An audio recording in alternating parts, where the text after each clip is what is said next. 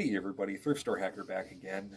We had a bit of civil unrest here in Reno last night, and if you want to go check out footage of that, go ahead, go out and check out the footage on different sites. Colo here in Reno, Channel 8 News did a pretty good live stream coverage. But what I'm showing you in this video is the day after.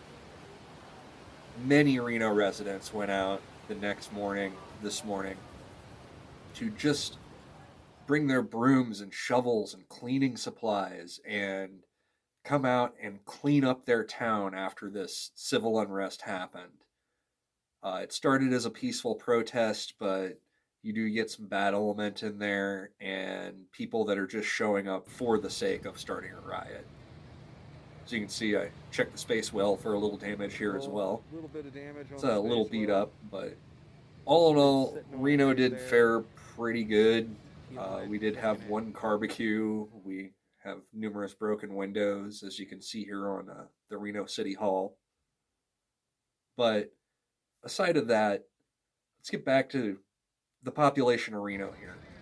There were hundreds of people all around downtown today just helping out the city workers, walking up to the city workers and saying, "Hey, I brought a broom and a shovel. What can I do for you guys? Hey, I brought some cleaning supplies. What needs cleaned up?" And it's a beautiful thing.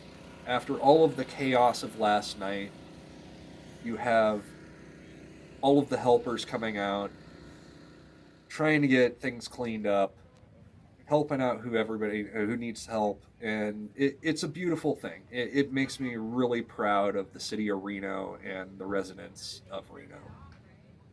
But anyway, we're going to show some more footage here and do a quick ride down the stretch of Virginia where most of the civil unrest was happening. And until next time, be safe, have fun, and be a good human being.